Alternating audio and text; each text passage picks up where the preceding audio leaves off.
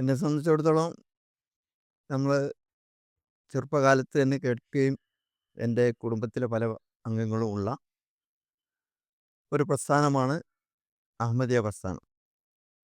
തെറ്റായ ധാരണ കൊണ്ട് വിശ്വാസത്തിൽ നിന്ന് തെറ്റിപ്പോയി വ്യത്യസ്ത ചിന്താഗതിയിൽ നിന്ന് അതിലെത്തിപ്പെടുകയാണ് അവരൊക്കെ ഉണ്ടായിട്ടുള്ളത്. ഒരു കാലഘട്ടത്തിൽ അഹമ്മദിയ പ്രസ്ഥാനം വലിയ വെല്ലുവിളിയായി കൊടിയത്തൂരിൽ നിന്നിരുന്ന ഒരു കാലഘട്ടമുണ്ട്. അന്നാണ് അഞ്ചുമൻ ഇഷാഅത്തെ ഇസ്ലാം എന്ന ഒരു കൂട്ടായ്മ രൂപപ്പെടുകയും ശക്തമായി അഹമ്മദിയ പ്രസ്ഥാനത്തെ നേരിടുകയും ചെയ്യുന്നത്. മുബാഹലയുമായി ബന്ധപ്പെട്ട് പറയുമ്പോൾ ഇന്റർനാഷണൽ ലെവലിൽ തന്നെ അഹമ്മദിയ പ്രസ്ഥാനം മുബാഹലയുമായി മുസ്ലിം സമൂഹത്തെ മുസ്ലിങ്ങൾ ഒന്നടങ്കം വെല്ലുവിളിക്കുകയായിരുന്നു ആ കാലഘട്ടത്തിൽ. അന്ന് അവർ ഇവിടെ പ്രചരിപ്പിച്ചിരുന്ന ഏറ്റവും പ്രധാനപ്പെട്ട ഒരു കാര്യം, ലോകത്ത് ഇന്നേ വരെ ഒരു മുസ്ലിം പ്രസ്ഥാനവും ഇത് നേരിടാൻ വന്നിട്ടില്ല എന്ന ഒരു പ്രചാരണമായിരുന്നു ഉണ്ടായിരുന്നത്. ആ കാലഘട്ടത്തിലാണ്, ആ സാഹചര്യത്തിലാണ് അഞ്ചുമൻ ഇഷാഅത്തെ ഇസ്ലാം ആ വെല്ലുവിളി നേരിടുന്നത്. ആ വിവരം അവരെ അമീറുകളെ അറിയിച്ച സമയത്ത് അവർ നിങ്ങളും അതിൽ ഉൾപ്പെടും എന്നായിരുന്നു ആദ്യം പ്രചരിപ്പിച്ചിരുന്നത്.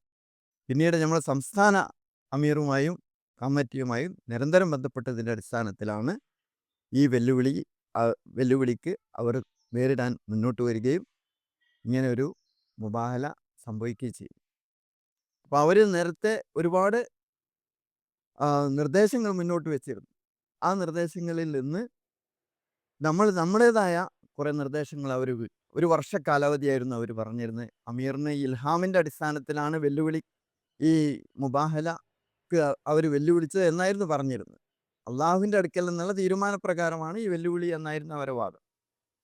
നമ്മൾ അതിനൊക്കെ എന്ത് ചെയ്തു, നമ്മുടേതായ കുറേ നിബന്ധനകൾ മുന്നോട്ട് വയ്ക്കുകയും 6 മാസ അവധിക്ക് ഈ മുബാഹല നിശ്ചയിക്കുകയും. സത്യത്തിൽ പറഞ്ഞാൽ അഹമ്മദിയ പ്രസ്ഥാനം നമ്മുടെ ഈ വെല്ലുവിളിയോട് കൂടി വെട്ടിലാവുകയായിരുന്നു അന്ന് ചെയ്തത്.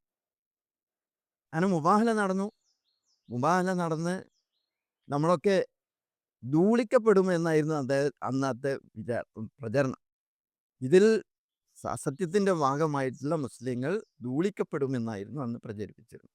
അതിന് 6 മാസം കഴിഞ്ഞപ്പം അവർ പറഞ്ഞു നമ്മുടെ കാലാവധി 1 വർഷമാണ്. അപ്പോൾ 1 വർഷത്തിനുള്ളിൽ എന്തായാലും എന്ത് ചെയ്യും. അങ്ങനെ ഇവിടുത്തെ അഹമ്മദികളായിട്ടുള്ള പലരും അങ്ങനെ വിശ്വസിച്ചു. 1 വർഷമായിട്ടും യാതൊരു നടപടിയും വരുന്നില്ല എന്ന് കണ്ടപ്പോൾ പല അഹമ്മദികളും ഇസ്ലാമിലേക്ക് വരാനുണ്ടായ സാഹചര്യമുണ്ട്. അപ്പം എൻ്റെ ജ്യേഷ്ഠൻ തന്നെ ഇതിൽ സജീവമായി നിന്ന ഒരു കാലഘട്ടം ഉണ്ടായിരുന്നു. പിൽക്കാലത്ത് അദ്ദേഹം വളരെ പുറകോട്ട് പോയി ഈ പ്രസ്ഥാനത്തിൽ ആരുമല്ലാത്ത അവസ്ഥയിലേക്ക് അതിൽ നിന്ന് മാറി നിൽക്കുന്ന ഒരവസ്ഥയിൽ വരെ അദ്ദേഹം എത്തിയിരുന്നു.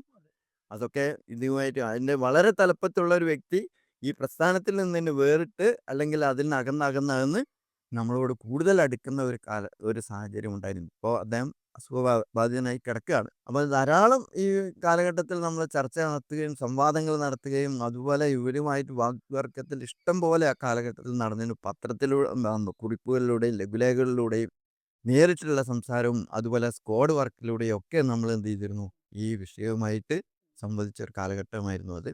സത്യം പറഞ്ഞാൽ അതിന് ശേഷം ഈ കൊടിയത്തൂരിൽ അഹമ്മദിയ പ്രസ്ഥാനത്തിലേക്ക് ആരും തന്നെ കടന്നു വന്നിട്ടില്ല എന്നുള്ളതും കൂടി.